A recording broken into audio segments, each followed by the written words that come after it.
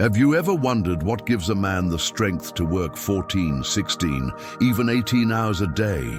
To endure exhaustion, rejection, and pain without breaking? It's not ambition. It's not ego. It's love. Love for his children, for his partner, for his aging parents. Love that drives him to wake up before the sun and keep going long after it sets. Behind every great man, not just success, but sacrifice, and what fuels that sacrifice is the most powerful force in the human soul. Carl Jung believed that when a man connects with something greater than himself, his family, a purpose, an ideal, he steps into his higher nature. He transforms struggle into meaning, pain into growth, work into a sacred act. But Jung also warned us, without this love, without purpose, we fall into emptiness. We become slaves to fleeting pleasures, chasing dopamine hits that leave us hollow. So today, we're going deeper into the archetype of the Father, into the sacred path of sacrifice, and into the fire where the true self is forged. This isn't just psychology. This is the battle between a meaningful life and a meaningless one. Let's begin. Part 1. Love as a motivating force and the shadow of selfishness. Love is not just a feeling. It's not butterflies or romantic highs. In Jungian psychology, love is something far more powerful. It's the binding energy of the soul, a force that pulls us out of ourselves and connects us to something greater. For Carl Jung, true love was the antidote to the ego's endless hunger. He saw it as the very thing that transforms a man, not by giving him comfort, but by giving him purpose. Think about the father who wakes up at 4 a.m. to get to a job he doesn't even like, just to make sure there's food on the table, or the immigrant mother who works 2, sometimes 3 jobs, so her children can have an education she never had. They're not doing it for fame or pleasure, they're doing it for love. Jung believed that the human psyche is always seeking wholeness, and love is what leads us there. It expands our center of gravity from the ego to something deeper, more sacred. When we act out of love, we're no longer just individuals, we become instruments of meaning. But when we disconnect from love, something else takes over. That's when we fall into the trap of selfishness, of chasing quick pleasures, surface-level validation, and ego-driven goals. In Jungian terms, we become identified with the persona, the mask we wear to survive in society. Or worse, we become driven by the shadow, the repressed, unconscious parts of ourselves that seek gratification at any cost. Let's be honest, the world is full of distractions. Social media trains us to crave attention. Advertising tells us we're not enough until we buy something. Modern life whispers that meaning can be found in sex, status, or success. But deep down, we know it's a lie. You can scroll for hours, drink, party, chase experiences, and still feel empty. That's what Jung called existential starvation, when a person is so out of touch with their inner life, so disconnected from real love, that nothing brings lasting fulfillment. He saw this not as weakness, but as a spiritual crisis. The man who lives only for himself eventually collapses under the weight of his own emptiness. His days blur together, his victories feel hollow. His nights echo with questions he doesn't know how to answer, because the soul was never meant to serve only itself.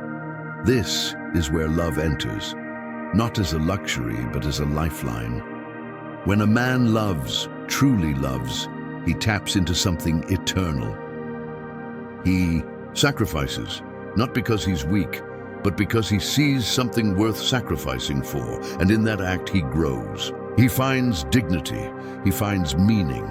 Jung believed that only through love, whether for a person, a cause, or the divine, can we escape the gravity of our own ego. Love, in this sense, redeems the self.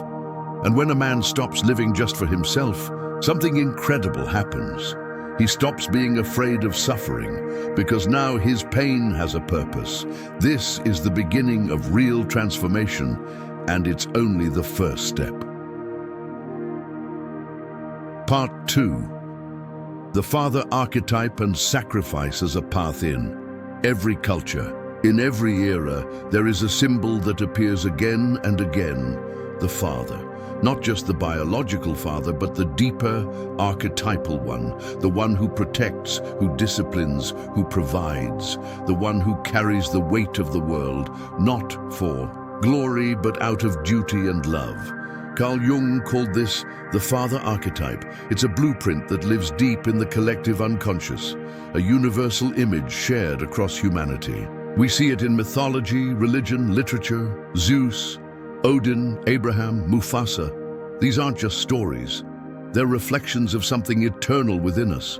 The father archetype represents structure, order, and sacrifice. And when a man steps into this role, consciously or not, he's enacting one of the oldest and most sacred roles known to the human spirit. Think of a man working double shifts so his daughter can go to college, or staying in a job he hates because his family depends on it, or waking up in the middle of the night to calm a sick child while everyone else sleeps. That's not weakness. That's not submission. That is sacrifice as transformation. Jung believed that real growth, real psychological maturity, doesn't happen through comfort. It happens through sacrifice. In his work, Ion, he writes about the necessity of letting go of the ego, of the childish desire for immediate pleasure or personal importance, and embracing something larger than oneself. The man who sacrifices for his family is not just surviving, he's undergoing a rite of passage. Each hard decision, each burden carried, each night he chooses duty over desire. It reshapes him. His suffering becomes meaningful. His pain becomes sacred. In ancient traditions, rites of passage were physical and symbolic: fasting, isolation, trials of endurance. In modern life, these rites often look like quiet, daily acts of love. Waking up early, holding your anger, showing up again and again, even when no one claps for you. This is what Jung saw as the path of individuation. Not becoming who society expects you to be, but becoming who your soul was always meant to be. And for many men, this journey begins with the realization that their life is no longer just about them. It's about the child who looks up to them, the partner who depends on their steadiness, the aging parent who needs their care, the future they are shaping, brick by brick, with their effort, their patience, their strength. But make no mistake, this is not the easy path, it's the hard one, and that's what makes it holy. In choosing sacrifice, the father becomes something more than a man. He becomes a pillar, a guide, a symbol of what is possible when love becomes action. This is the father archetype lived at its highest level, not just authority, but compassion, not just discipline, but purpose, not just provider, but protector of the soul. And in that journey, the man doesn't just help others grow, he grows into the fullness of himself. Part 3, the need for balance, but even the noblest path can become dangerous. If we forget one critical truth, you cannot pour from an empty cup. Carl Jung deeply respected the transformative power of sacrifice, but he also warned against its shadow, self-neglect. When a man gives everything to his family, his work, his duties, while giving nothing to himself, he begins to crack. Not because he's weak, but because he's human. Resentment creeps in. Fatigue becomes a way of life. He smiles on the outside, but inside he's burning out, slowly, silently. Jung called this the danger of one-sidedness. The man who lives only for others, who sacrifices without boundaries, may seem heroic. But if he never listens to his own soul, he risks losing himself. And when a man loses himself, everyone around him eventually feels the cost. The father who never rests becomes short-tempered. The provider who never plays becomes emotionally distant. The husband who never reflects becomes spiritually numb. This isn't balance. This is martyrdom without meaning. True individuation, the psychological process of becoming whole, requires more than just sacrifice. It requires integration. Yes, love others. Yes, give generously. But also rest, reflect, reconnect with your own inner life. This is not selfishness. This is self-respect. Jung would say that every man contains within him both the warrior and the sage, the father and the child, the giver and the receiver. And the journey of maturity is not to kill one in favor of the other, but to bring them into harmony. Because only when a man honors both his responsibilities and his needs can he sustain the path of sacrifice without breaking. Think of the airplane rule. Put your own oxygen mask on first before helping others. Why? Because if you pass out from lack of air, you can't save anyone. The same is true in life. A man who takes care of his body, his mind, and his spirit becomes stronger for those he loves. He becomes more patient, more present, more powerful, not in domination, but in groundedness. This is what Jung meant by living in alignment with the self, not just the ego, not just the mask, but the whole truth of who you are. So if you are a father, a provider, a man on a mission, remember your sacrifice matters, but your soul matters too. Love is not just what you give, it's also what you allow yourself to receive. And that balance, that sacred, quiet balance, is what allows a man to walk the long road without losing his way. Part 4. Jung's wisdom in a single truth. Carl Jung once said, "A man who cannot bear suffering cannot grow. Suffering is the fire that forges us." And he was right. Because in the heart of every trial, every long day, every silent struggle, every quiet moment where you choose to love instead of run, you are being shaped, not by comfort, not by applause, but by something far deeper, meaning.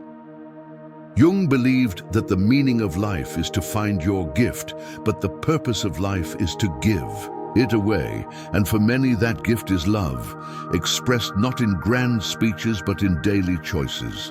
Waking up early so your kids have a future. Working late so your parents can live in peace. Holding your ground when your strength is needed most. Sacrificing your comfort, not out of obligation, but because someone else's joy has become your mission. That kind of love, that kind of devotion. It's not weakness, it's power in its highest form. But Jung also warned, if you give everything and keep nothing, you risk turning your gift into a burden. True purpose is not self-erasure, it's self-giving with awareness. It's knowing when to serve others and when to listen to your own soul. So ask yourself, what are you building with your suffering? What kind of legacy are you shaping with your love? Because the man who sacrifices with meaning, who gives from a place of wholeness, who turns pain into purpose, that man becomes unshakable. That man becomes free. And in the end, isn't that what we all long for? A life not of ease, but of depth. A love not of dependency, but of strength. A purpose not forced upon us, but chosen with our whole being. In the end, what gives a man strength is not how much he owns, but how deeply he loves. Not how loud his voice is, but how steady his presence becomes in the lives of those who need him. We live in a world that glorifies speed, noise, and self-interest. But the truth is, the most powerful life is the one lived with intention, with sacrifice, with love that doesn't shout, but shows up. Carl Jung showed us that meaning is not found in the absence of pain, but in the transformation of pain into purpose. That real maturity is the ability to suffer with grace, to serve with strength, and to give without losing yourself. So, if this message resonated with you, if it stirred something deeper, if it reminded you of your own journey, your own sacrifices, your own quiet strength, then don't keep it to yourself. Like this video, subscribe to the channel, and share it with someone you believe needs to hear this today. Because when you do, you're not just supporting a message, you're becoming part of a movement that honors purpose over pleasure, depth over distraction, and love over ego. You're helping remind the world of what truly matters. And that, my friend, is one of the most powerful things you can do today. Thank you for being here. Thank you for walking this path with us.